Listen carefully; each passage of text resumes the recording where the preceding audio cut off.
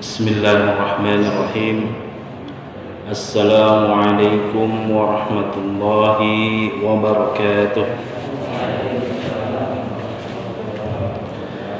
Mohon izin, ini agak ribet kalau pakai ini ya.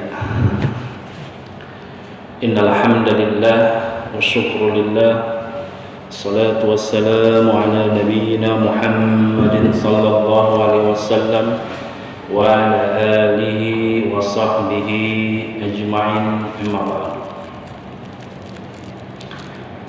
Yang sama-sama kami hormati Ketua DKM dan jajaran pengurus Masjid Al-Ikhlas Fil Anggrek, dan sama-sama kita muliakan karena Allah Subhanahu wa taala jamaah Masjid Al-Ikhlas yang alhamdulillah pada sore hari menjelang malam ini masih menyempatkan dirinya sujud bersama di Baitullah, rumah Allah, yaitu Masjid Al-Ikhlas.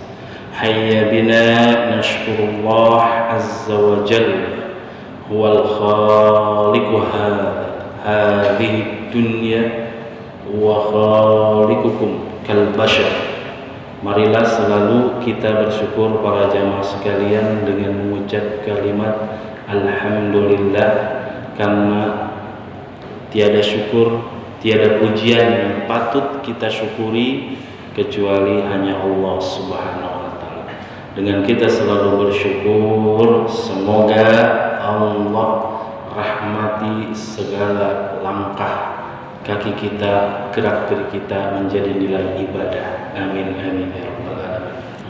Jamaah sekalian, tidak lupa dan tidak bosan-bosan jika kami menyampaikan tausiah, nasihat, sharing ilmu, selalulah kita berselawat kepada baginda Rasulullah sallallahu alaihi wasallam. Allahumma shalli wa sallim wa barik alaihi. Fa huwa akhirul anbiya ursila ila hadhihi dunya liyutammima makarimal akhlaq. Perlu kita ketahui bersama bahwa baginda Rasulullah Muhammad sallallahu alaihi wasallam dialah utusan yang terakhir Allah utus ke dunia ini, tidak lain tidak semata. Pertama adalah untuk menyempurnakan akhlak, lalu bertauhid kepada Allah Subhanahu wa taala. Perlu kita ketahui makhluk pertama sebelum manusia adalah bangsa jin. Wa idh qulna lil malaikati isjudu li adama fasajadu illa iblis. Iblis itu dari bangsa jin, dulu menghuni dunia. Di pelajaran kelas 1 SD ibtidaiyah atau sekolah dasar itu diceritakan juga Bapak sekalian jemaah bahwa makhluk pertama sebelum manusia adalah bangsa jin. Mereka di dunia melakukan kerusakan. Barulah setelah itu Allah ciptakan Adam alaihissalam. Oleh karena itu malaikat bertanya, mengapa kau ciptakan makhluk setelah jin ini, yang mana maklumat sabiqah atau pengetahuan malaikat bahwa penghuni di dunia ini waktu itu melakukan kerusakan. Inni a'lamu ma la ta'lamun. Allah berfirman, aku lebih tahu daripada engkau wahai para malaikat. Dan nabi yang terakhir adalah Nabi Muhammad. Karena malaikat tahu jin aja itu melakukan kerusakan, manusia pun pasti melakukan kerusakan. Oleh karena itu Allah utus baginda Rasulullah, nabi yang terakhir, untuk menyempurnakan akhlak-akhlak manusia ini agar sifat akhlaknya sempurna, akhlak ibadah kepada Allah dan juga horizontalnya ibadah kepada muamalah bainan nas. Dan kita sebagai umat muslimin jangan lupa selalu bersalawat kepada baginda Rasulullah. Mungkin Ustaz Hadi Firdaus telah menyampaikan di kajian-kajian bulan-bulan sebelumnya bahwa itu ada namanya kehidupan yang lain setelah dunia, ada alam barzakh, ada hari kiamat. Setelah kiamat nanti makhluk akan dibangkitkan jamaah sekalian. Dan yang akan mendapat syafaat adalah ummatul Rasulullah sallallahu alaihi wasallam yang selalu bersalawat. Allahumma shalli wa sallim wa barik alaihi. Jamaah sekalian yang dirahmati Allah, Subhanahu wa taala, wa'adzibukum nafsi. Perkenalkan, saya Sahri Ramadan, kerabat dan juga rekan kerja Ustaz Hadi Firdaus di sekolah SD Torik bin Ziyad. Tadi beliau menelpon kami karena beliau izin ada urusan dari Yayasan Torik bin Ziyad, yaitu yang harus dikerjakan sampai 15 hari ke depan. Beliau pun besok tidak bertugas di sekolah karena harus ke boarding school mengurusi tentang program tahfizul Quran. Nah, pada kesempatan ini saya diamanahkan untuk badal beliau mengisi kajian rutin pekan kelima di masjid yang mulai ini. Baik jamaah sekalian, kami ingin menyampaikan tidak jauh-jauh bahwa kita sebagai umat Rasulullah SAW tak kenal maka tak sayang. Kalau nggak sayang, nanti kita juga nggak akan melakukan apa-apa, tidak akan kenceng melakukannya.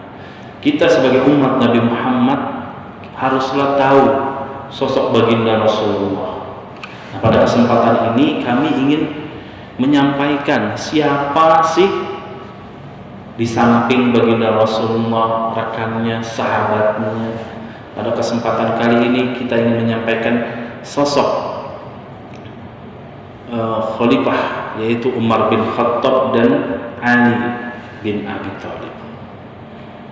Jamaah sekalian dirahmati Allah Subhanahu wa taala, perlu kita ketahui Umar bin Khattab ini adalah Al-Khalifah As-Sani, pemimpin Islam generasi kedua setelah Abu Bakar As-Siddiq. Kita perlu ajarkan, perlu kita sampaikan kepada keluarga kita, istri kita, anak kita. Tidak melarang kita mereka punya idola-idola, bintang-bintang film atau penyanyi atau apalah. Tapi sebagai kita umat Islam, kita harus menanamkan dari sejak dini siapa itu baginda Rasulullah, siapa yang sahabatnya yang mendampingi dalam perjuangan dakwahnya. Nah, Umar bin Khattab ini mempunyai laqab. Laqab itu adalah julukan Al-Faruq. Al-Faruq adalah Al-Fasil bainal haq wal batil. Al-Faruq artinya adalah dia pembeda antara yang hak dan yang batil. Kisah masuknya Umar bin Khattab itu kan oleh qadarullah, hikayah atau cerita dari adiknya yang masuk Islam terlebih dahulu.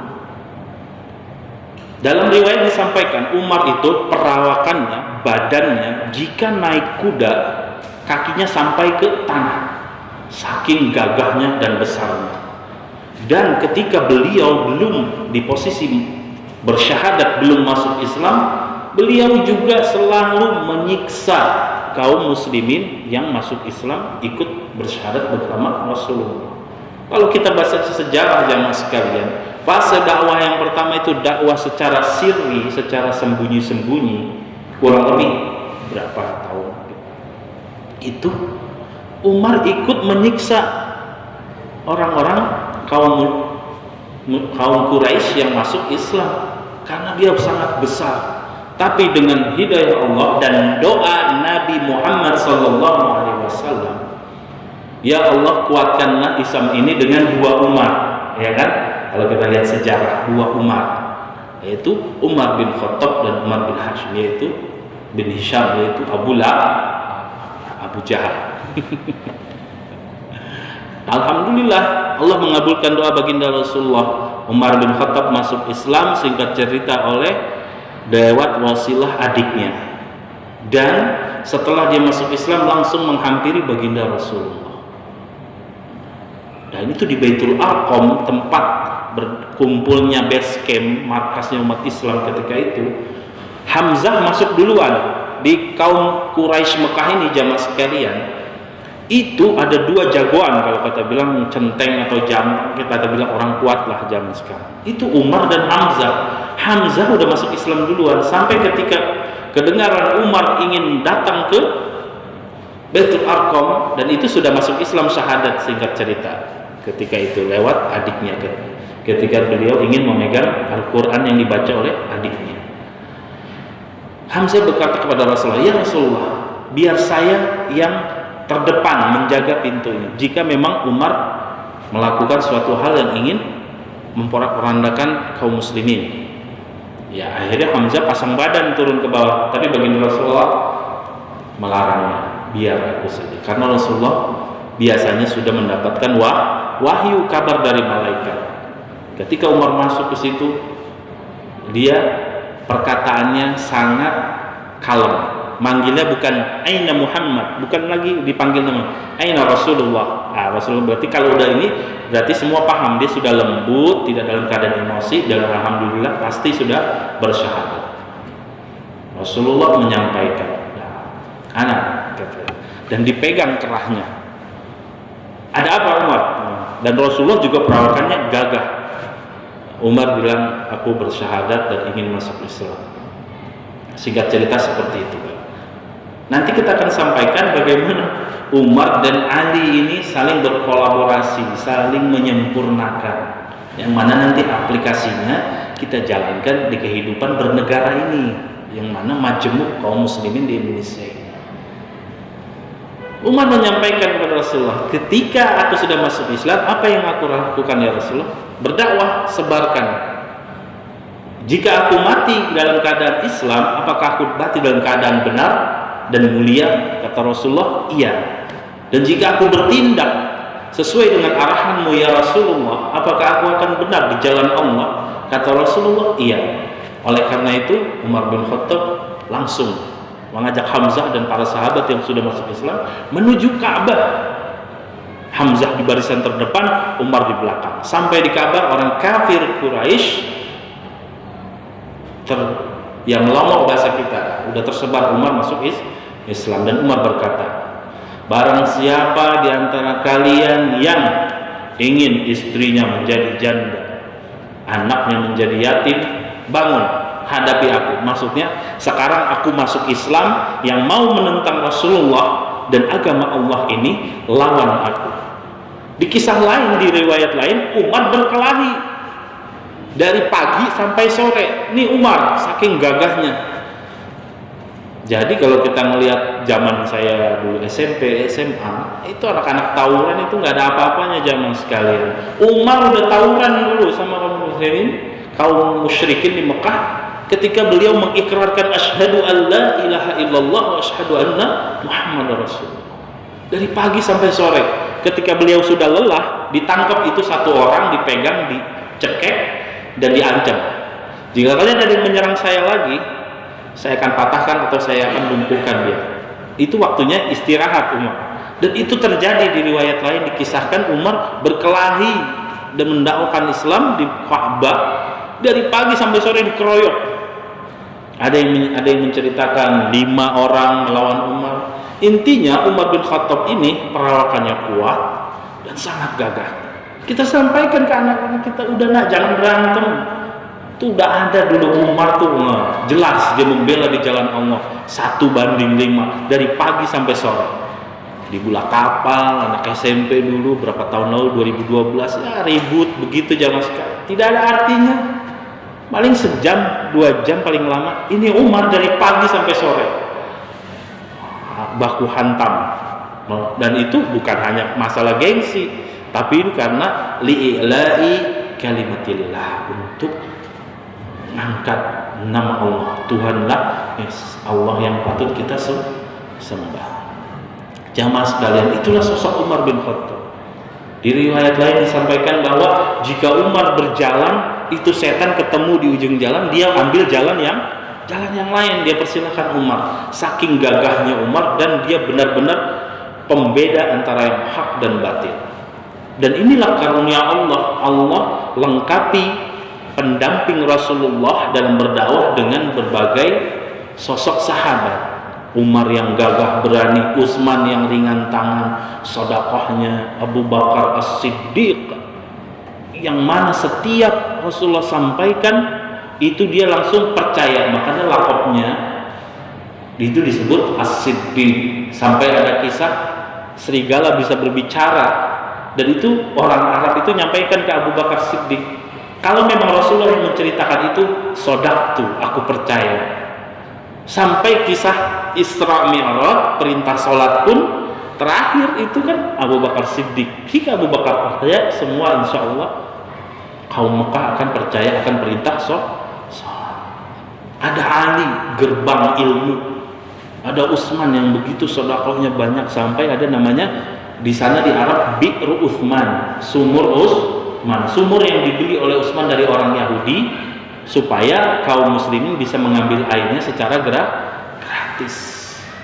Inilah sosok-sosok pendamping Rasulullah dalam perjuangan dakwah Islam yang perlu kita pelajari, kita beritahu keluarga kita. Jangan mereka taunya BTS, Cristiano Ronaldo, Messi. Saya juga tahu itu, tapi kita harus relevan.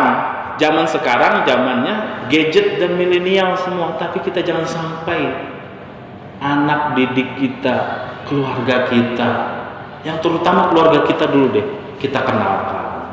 Sejarah-sejarah itu sangat menarik pada sahabat kita, karena akan membentengi nanti keimanan saudara-saudara dan keluarga kita. Oh, Rasulullah kalau bertamu begini, sahabat jika kepada Rasulullah begini sikapnya, kepada tetangganya begini.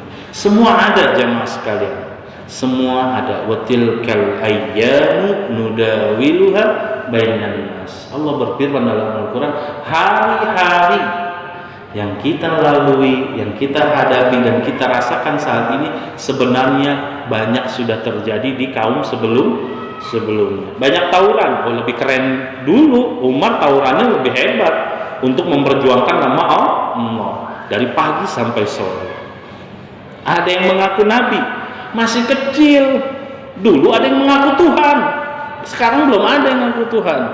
Qala Fir'aun ana rabbukumul a'la. Iya enggak? Ya kan?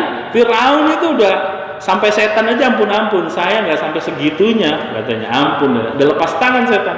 Dia ngaku Tuhan. Namrud juga ngaku Tuhan. Dikianius yang kisah Ashabul Kahfi juga, raja itu mengaku Tuhan. Sekarang jadi jangan heran, anggap saja itu kita bentengi. Kalau ada yang ngaku nabi, ini itu memang sudah sunnatullah, pasti ada yang hak dan yang batil. Kalau sudah benar semua, sudah anteng Islam semua, udah kiamat nanti. Makanya kita mau di mana, mau di barisan yang mana, yang hak apa yang batil, itu aja. Tapi nanti kita bentengi dengan mana perbedaan yang bisa kita toleransi, mana yang perbedaan tentang akidah yang tidak bisa kita toleransi. Masuk setelah baginda Rasulullah Sallallahu Alaihi Wasallam wafat, tombak kepemimpinan dipimpin oleh Abu Bakar As-Siddiq, selanjutnya oleh Umar bin Khattab. Ketika Umar bin Khattab inilah Persia, Roma dikuasai.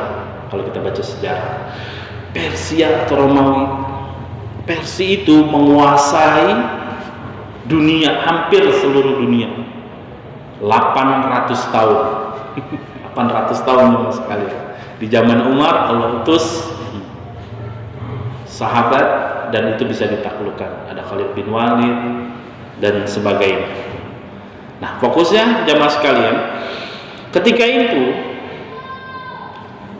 Islam sudah menyebar banyak di belahan dunia pada zaman Umar. Umar bin Khattab ketika itu dia datangi oleh beberapa orang pendeta. Kisah ini diceritakan dalam Fadailul Khamsah min Sihhatit Sittah, kitab ini. Para pendeta tersebut adalah ahli kitab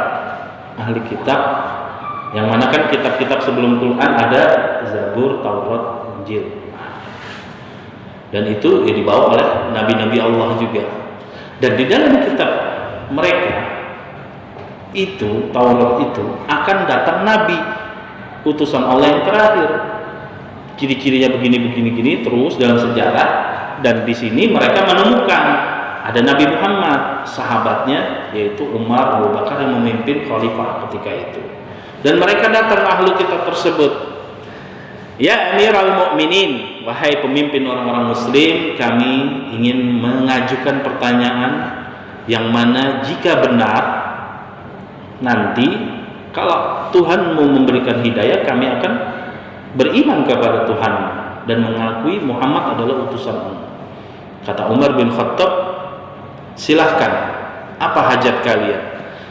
Hajat kami adalah mengajukan pertanyaan yang jika dijawab dengan baik dan benar dan sesuai apa dengan hati nurani kami dan ajaran Taurat kami, akan kami terima dan kami akan masuk Islam.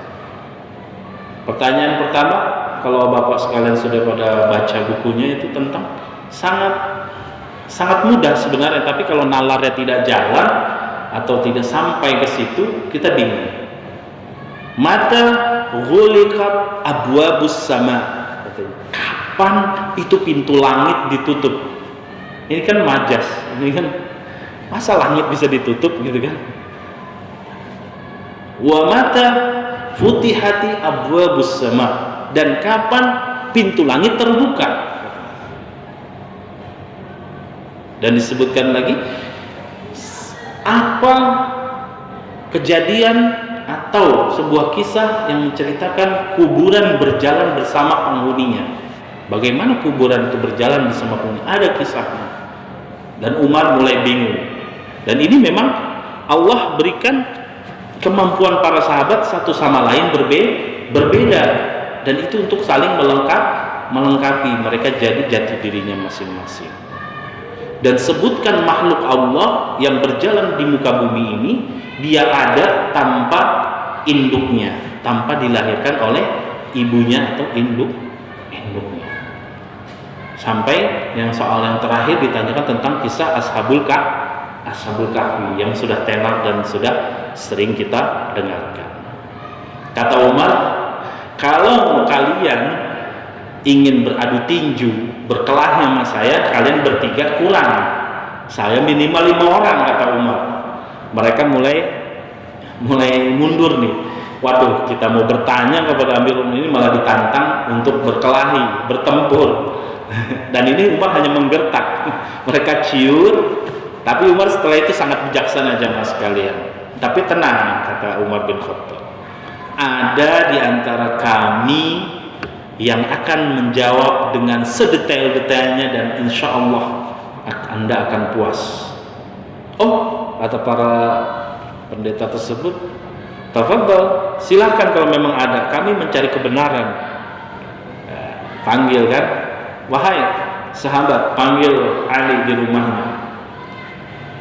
Salman, ketika itu sahabat Salman Al-Farisi yang dipanggil. Ya Salman, kata ta'ala Ali bin Abi Thalib. Naam ya Amirul Mukminin. Salman segera menuju rumahnya Ali bin Abi Thalib. Assalamualaikum ya Ali, Amirul Mukminin da'aka. Wahai Ali bin Abi Thalib, Umar khalifah Islam, Amirul Mukminin memanggil engkau ke sana. Di sana ada 3 pendeta mengajukan pertanyaan, yang mana pertanyaan tersebut diwakilkan engkau lah yang menjawabnya. Sami'na wa ata'na. Begitu. Di dalam sejarah kita lihat Ali dan Umar itu ada perbedaan pendapat dalam fikih, dalam syariat Islamiyah, yang mana dalam koridor yang masih dimaklumi. Itu perbedaan. Mereka berbeda, tapi ketika salah satu menjadi pemimpin dan itu demi kemaslahatan umat dan lillahi kalimatillah, sami'na wa ta'na. Itu yang perlu kita teladani dari sahabat Rasulullah jamaah sekalian. Begitu juga di kisah lain Abi Dzar Al-Ghifari, di kisah pemimpinan Utsman bin Affan. Utsman mengangkat Abi Dzar Al-Ghifari untuk menjadi pejabat di Madinah, tapi Abi Dzar tidak sepaham dengan Utsman, dia mengundurkan diri. Tapi ketika kaum Khawarij ingin mengadu domba, memanggil Abi Dzar, ya Abi Dzar, Anda dalam posisi benar. Bagaimana kalau kita kudeta Khalifah Utsman bin Affan? Apa jawaban Abi Dzar? La, wallahi la, tidak. Sampai mati pun dia tetap khalifah. Tidak akan aku membela, walaupun kita punya perbedaan prinsip dalam hal-hal maqasidus syariah, dalam hal hukum-hukum Islam. Nilainya apa jamaah sekalian? Kita boleh berbeda, tapi demi kemaslahatan kita lihat di mana titik persamaannya, itulah yang kita satukan. Umat Islam ini sangat miris di Indonesia, kita mudah diadu domba. Oleh karena itu namanya gadget yang kita pegang ini, be wise, bijaksanalah dalam memakai gadget tersebut. Di Facebook lah, di Twitter lah, di Instagram lah, terutama di Facebook banyak ruang debat gitu. Yang tertawa mereka ghairul mukminin, bukan muslim, ya kan? Ya, orang Islam yang berdebat ini begini, ini begitu. Tidak usah kita sebutkan isu-isu yang sekarang, tapi perlu diprihatinkan kita, prihatin sekali. Manfaatnya ada taklim seperti ini. Kita satukan frekuensi persamaannya. Apa persamaannya? Islamnya, majukan Islamnya. Jangan perbedaannya yang digontok-gontokkan seperti itu. Umar bersama Ali saja jelas perbedaannya. Dalam hukum waris ada, dalam hal warisan. Abu Dzar Al-Ghifari dengan Utsman bin Affan juga. Tapi ketika siapa yang jadi pemimpin, sami'na wa ata'na, selama dalam kebenaran. Dalam hal-hal ibadah furu'iyah itu akar-akar jamaah sekalian. Jangan sampai kita terkontaminasi dengan hasutan-hasutan. Mau dia azannya 2 kali ketika Jumat, mau dia pakai kunut ketika subuh, jangan terhasut.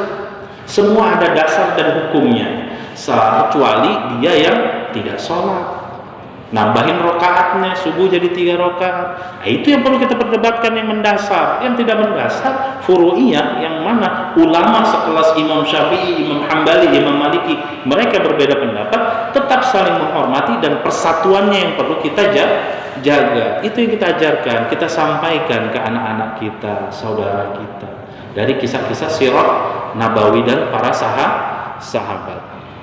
Singkat cerita, Ali bin Abi Thalib berangkatlah menuju Amirul Mukminin Umar bin Khattab. Faqala, ya Ali, kata Umar, ini ada 3 pendeta bertanya. Kata Ali, "Naam, sami'tu wa ata'tu." Silahkan ajukan pertanyaan kalian. Faqala, pendeta tersebut bertanya, "Ya Ali, mata ghuliqat abwabus sama?" Kapan itu pintu langit tertutup rapat? Dan jawabannya sangat takjub dan sangat ajib. Faqala Ali, ghuliqat abwabus sama asyirku billah. Ketika pintu langit itu akan ditutup oleh Allah, ketika kalian manusia asyirku billah, menduakan Allah.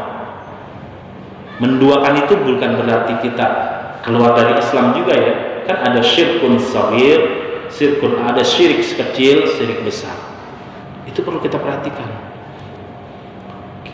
Syirik itu menduakan Allah. Menduakan berarti tidak langsung menuju Allah, tapi kesini dulu baru ke Allah. Itu salah. Kalau selama ini doa kita belum terkabul, sedangkan di dalam Al-Quran sudah jelas-jelas berbunyi ud'uni astajib lakum, minta sama aku astajib lakum. Itu astajib dalam ilmu bahasa Arab namanya fi'lul mudhari', kata yang bisa sekarang bisa nanti. Jadi dijawab, dikabulkan doa kita oleh Allah tergantung amalan kita dan tergantung kemauan Allah. Mau dibayar cash, kredit, atau nanti di ujung tombak ketika Allah sudah tahu kapan kita butuhnya, Allah jawab itu kabul. Kadang doa kita itu mungkin belum tembus ke langit, yaitu apa yang ditanyakan pendeta tersebut. Ghuliqati abwabus sama, pintu langit tertutup. Amalan kita, sholat kita, puasa kita, zakat kita mungkin mentok di pintu langit pertama. Karena apa? Asyirku billah. Azan, Allahu Akbar, Allahu Akbar, rapat masih jalan. Kalimat itu kan diawali Allahu Akbar, Allah Maha Besar. Yang lain kecil, rapat direksi tinggalkan. Makanya ketika di antara kita qadallah nanti diamanahi jabatan, sekecil apapun jabatan itu, sesibuk apapun, ada panggilan Allahu Akbar, Allah Maha Besar. Yang lain kecil, rapat kecil. Tanpa mengurangi rasa hormat kami, kita cukupkan sekian, kita tunda sholat dulu. Begitu. Mau dirahmati itu bisnis, mau dirahmati Allah itu kan menduakan Allah. Kalau begitu waktunya kita dipanggil sholat masih terus rapat, waktunya dipanggil sholat maghrib masih terus nonton sinetron. Usikum wa iya bitaqullah. Saya tanpa bermaksud ria, sampai saya hibahkan TV itu kepada adik saya karena menghindari seperti itu. Bukan saya melarang, tidak, tapi itu untuk kepribadi saya, biar ketika emang azan datang kita pun. Ketika Ustadz Hadi Firdaus menyampaikan, akhi, badalnya di masjid ini, saya sebisa mungkin lillahi kalimatillah, dengan karena Allah sampai sebelum azan. Karena apa? Kepanggilan Allah itu yang besar dan utama. Jangan sampai kita menduakan. Nanti korelasinya di jawaban yang kedua, wa mata futihati abwabus sama, kapan pintu langit dibuka, kata para ahli menjawab, futihati abwabus sama indaka biqauli la ilaha illallah. Kalau kamu sering menyebut la ilaha illallah dan diaplikasikan dalam kehidupan sehari-hari, terbuka selebar-lebarnya. Kan asyirku la ilaha illallah, ya kan? Suatu yang bertolak. Nah, kita mau pilih mana? Mau yang hak apa yang batil? Mau di posisi yang mana? Makanya syahadat itu asyhadu alla ilaha illallah. Kalau orang-orang sering sampaikan dalam zikir tahlil, afdhalul dzikri fa'lamu annahu la ilaha illallah. Ini maknanya dahsyat ya Mas sekalian. Betul-betul dahsyat. La ilaha illallah. Tiada Tuhan selain Allah. Dari kisah Ali bin Abi Thalib menyampaikan ini kepada para pendeta, bisa kita ambil pelajaran, kita praktekkan kehidupan kita sehari-hari. Qadarullah corona COVID-19 belum, Allah belum sterilkan di bangsa kita Indonesia ini. Tapi apa? Apakah kita menyurutkan ibadah kita? Harusnya justru lebih dekat. Tidak usah COVID-19, diare aja, penyakit diare itu pasti udah pernah semua merasakan.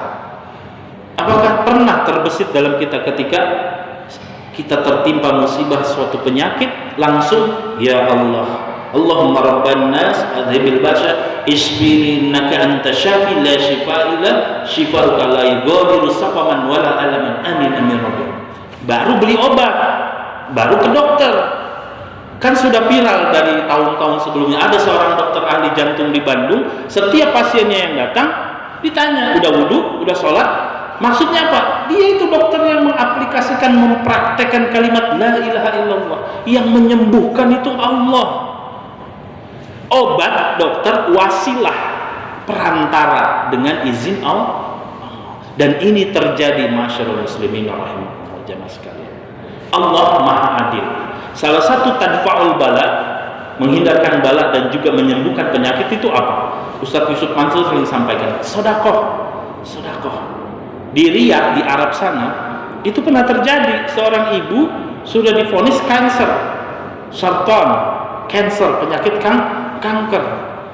Operasi yang terakhir kali bulan depan dalam kisah tersebut, dan ini nyata, dia dinyatakan secara medis tidak akan pernah berhasil, tapi harus dilakukan operasi tersebut untuk menentukan ini hidup atau tidak.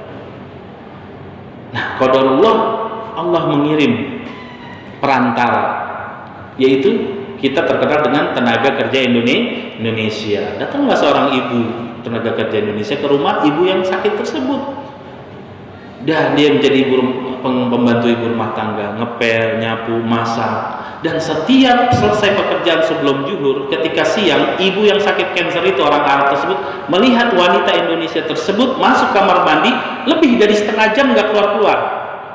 Pasti dalam bayangan benak kita, apa yang dikerjakan ibu tersebut.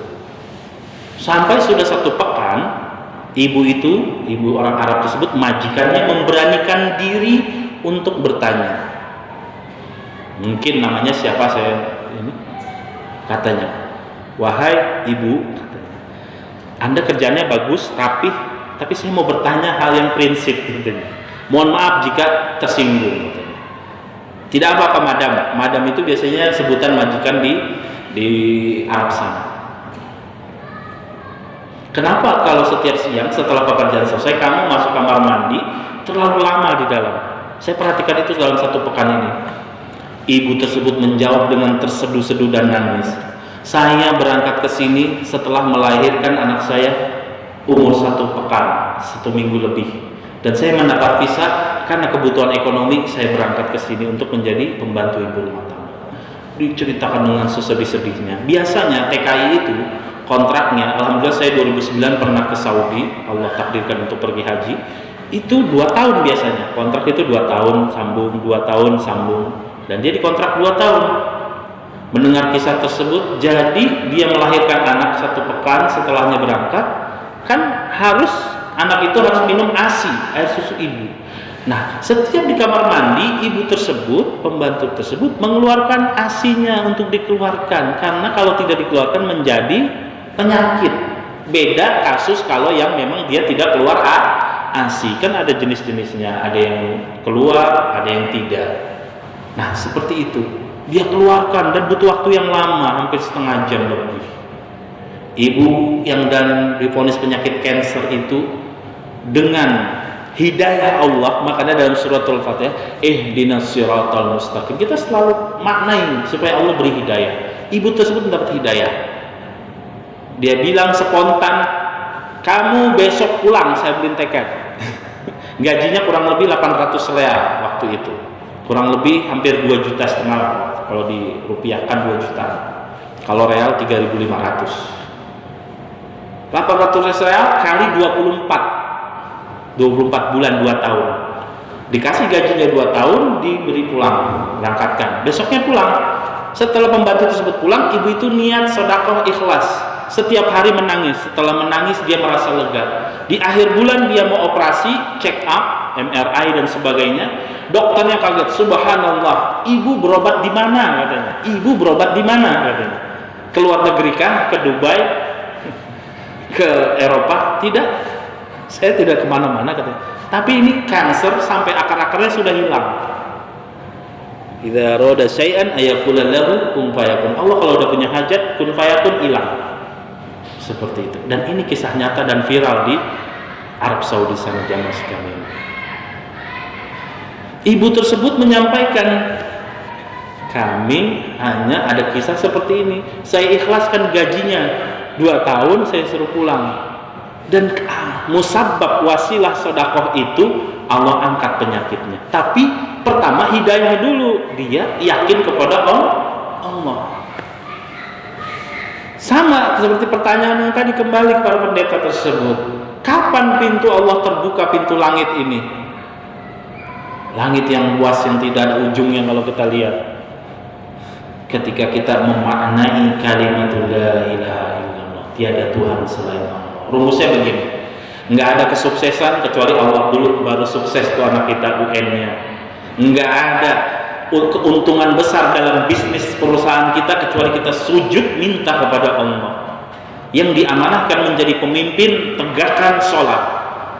Sesibuk apapun, segenting apapun rapat itu, ada panggilan Allahu Akbar, Allahu Akbar. Itu aplikasi kita, la ilaha illallah. Semua kecil, tiada Tuhan selain Allah, kita sujud 24 jam. Yang sekalian Allah cuma minta 5 waktu, yang sebelumnya 50 kali, cuma 5 waktu kita minta sujud.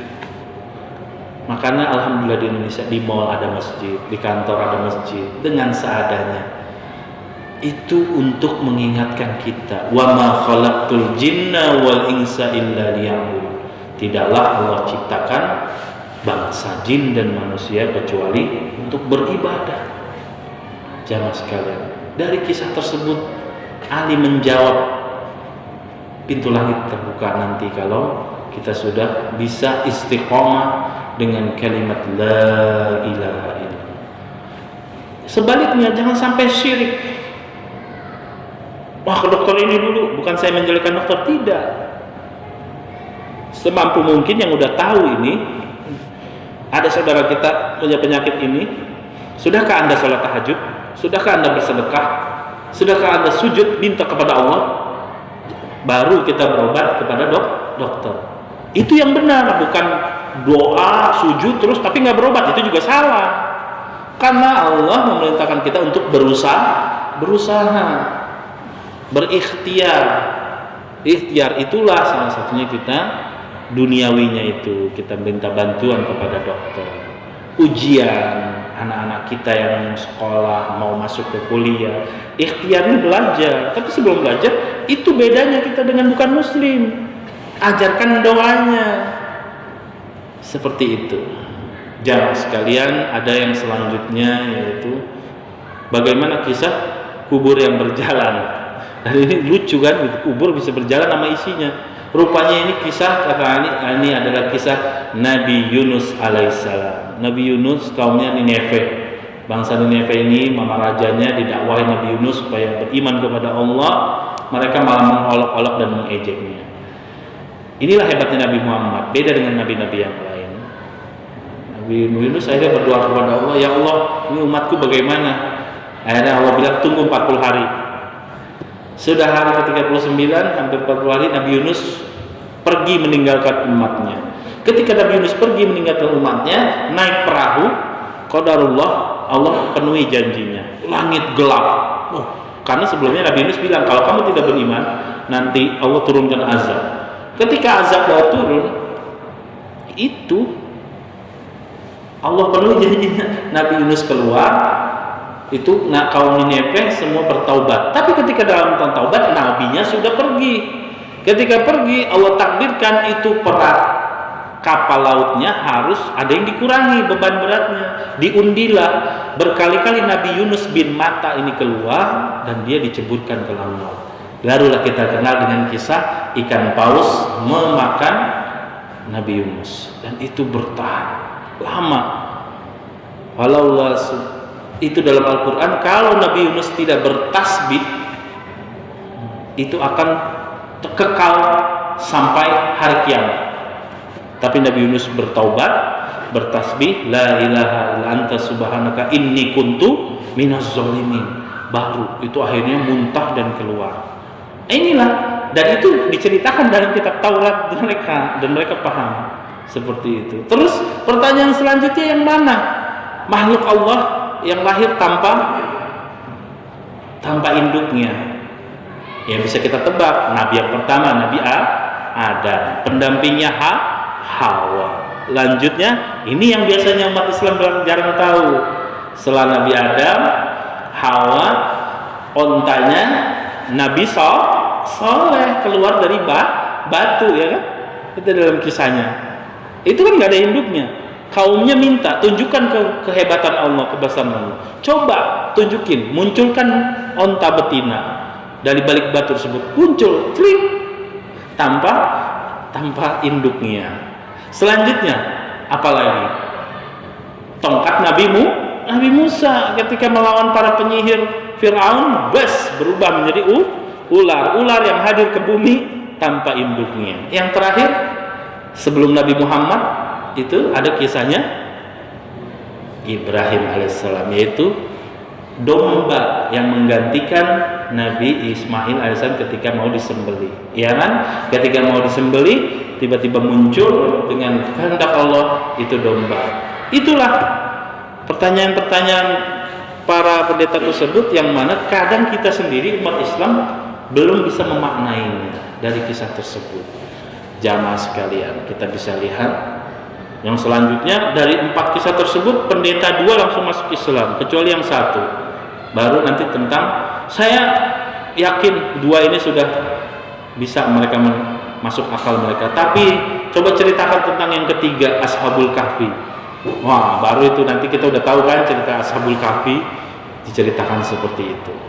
Jamaah sekalian, pada kesempatan ini kami ingin menyampaikan, kenapa sih kita menyampaikan sirah, sejarah Rasulullah, para sahabatnya? Karena itu cerita yang ada dalam Al-Quran, hadis Nabi.